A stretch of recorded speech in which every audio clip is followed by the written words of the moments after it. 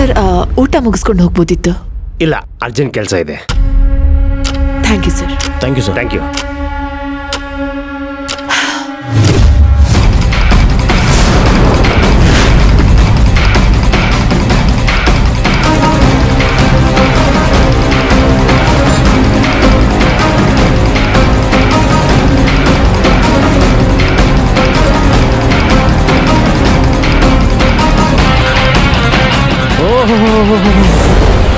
ಬರಬೇಕು ಕಾವೇರಿ ಅವರು. ನೀನೇನೆಲ್ಲ ಉಪಾಯ ಮಾಡಿ ನನ್ನನ್ನು ಒಳಗಾಕ್ಸ್ಬೇಕು ಅಂತ ಪ್ರಯತ್ನ ಪಟ್ಟೆ ಅಲ್ವಾ? ಇವತ್ತು ನೋಡು, ಈ ಪ್ರಬಲ ಹೊರಗೆ ಬಂದಿದ್ದಾನೆ. ನನ್ನ ಹೆಂಡತಿ ಬುದ್ಧಿವಂತಿಕೆಯಿಂದ ಇವತ್ತು ನನಗೆ ಬೇಲ್ ಸಿಕ್ಕಿದೆ.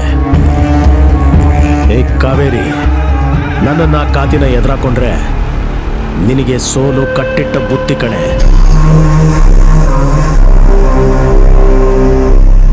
ನೆಕ್ಸ್ಟ್ ಏನಾಗುತ್ತೆ ಅಂತ ಹೇಳ್ಬಿಡ್ತೀನಿ, ಸರಿಯಾಗಿ ಕೇಳಿಸ್ಕೊ. ನೋಡು, ಈ ಕೇಸು ಸಂಪೂರ್ಣವಾಗಿ ಮುಚ್ಚೋಗುತ್ತೆ. ನಾನು ನಿರಪರಾಧಿ ಅಂತ ಪ್ರೂವ್ ಆಗುತ್ತೆ. ಹಾ, ನೀನು ಪ್ರೀತಮ್ನ ಫಾರಿನ್ ಕಳಿಸಿ ಮಾವನ್ನ ಹಾಸಿಗೆ ಮೇಲಿರೋ ಹಾಗೆ ಮಾಡಿ ನನ್ನನ್ನ ಜೈಲಿಗೆ ಕಳಿಸಿ ನೀನು ಈ ಮನೆಗೆ ಮಹಾರಾಣಿ ಆಗ್ಬೋದು ಅಂತ ಅನ್ಕೊಂಡೆ ಅಲ್ವಾ? ನೋ, ಅದು ಸಾಧ್ಯ ಇಲ್ಲ.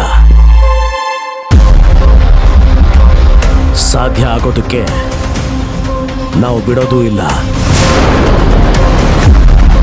ಇನ್ ಮುಂದೆ ನೀನೇನೇ ಪ್ಲಾನ್ ಮಾಡಿದ್ರು ಅದೆಲ್ಲ ಉಲ್ಟಾ ಹೊಡೆಯೋ ಗ್ಯಾರಂಟಿ. ಕಟ್ಕನ್ ಬಾಯಲ್ಲಿ ಶ್ಲೋಕ ಕೇಳ್ದಂಗಾಯ್ತು ನೀನ್ ಈ ಮಾತು.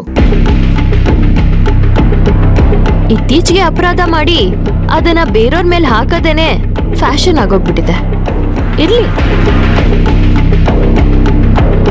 ಇದು ಬರೀ ಆರಂಭ ಅಷ್ಟೇ. ಕೋರ್ಟಲ್ಲಿ ಜಾಮೀನ್ ಸಿಕ್ಕಿದ ತಕ್ಷಣ ಕೇಸೇ ಮುಗ್ದೋಯ್ತು ಅಂತ ಸಂಭ್ರಮ ಪಡ್ಬೇಡಿ. ಏನ ಸಂಭ್ರಮಿಸಬಾರ್ದ? ಕಾತಿ ನಿನ್ ವಿರುದ್ಧ ಕೇಸ್ ಗೆದ್ದು ನನಗೆ ಬೇಲ್ ಕೊಡಿಸಿದಾಳೆ. ಇದನ್ನ ನಾವಿಬ್ರು ಸಂಭ್ರಮಿಸಬಾರ್ದು ಅಂದ್ರೆ ಹೇಗೆ ಕಾವೇರಿ? ನೋಡ, ನೀನು ಇಲ್ಲಿವರೆಗೂ ಮಾಡಿದ ಪ್ಲಾನ್ ಎಲ್ಲ ಪುಡಿ ಪುಡಿ ಆಗೋಯ್ತು. ನಿನ್ ಯೋಗ್ಯತೆ ಇಷ್ಟೇ ಅಂತ ನನಗೆ ಗೊತ್ತಾಗೋಯ್ತು ಕಾವೇರಿ. ಇನ್ನೊಂದು ಮಾತು, ಮಾವ ನಿನ್ನಿಂದ ಇದ್ದಾರೆ, ನೀನು ಆಡಿದ್ದೆ ಆಟ ಅಂತ ಅನ್ಕೊಂಡಿದ್ಯಾ? ಏಯ್ ಕಾವೇರಿ, ಇದೆಲ್ಲ ನಿನ್ ಭ್ರಮೆ ಅಷ್ಟೇ.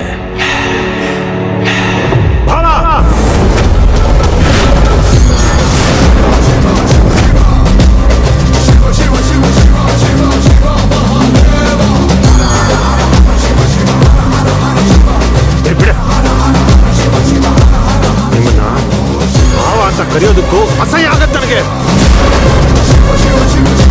ಕಾವೇರಿ ಸಪೋರ್ಟ್ಗೆ ಯಾರು ಇಲ್ಲ ಅಂತ ಅನ್ಕೊಂಡಿದ್ದೀರಾ?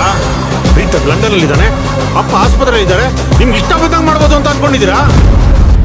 ಕಾವೇರಿ ಸಪೋರ್ಟ್ಗೆ ನಾನಿದ್ದೀನಿ.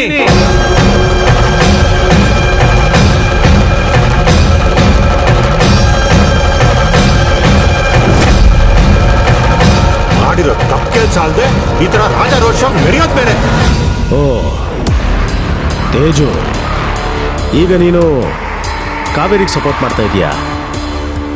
ಅಂಥ ಯಾವ ಮೋಡಿ ಮಾಡಿದಾಳು ನಿನಗೆ? ಸತ್ಯ ಕಣ್ಮುಂದೆ ಕಾಣ್ತಿರ್ಬೇಕಾದ್ರೆ ಮೋಡಿ ಮಾಡೋ ಅವಶ್ಯಕತೆ ಇಲ್ಲ.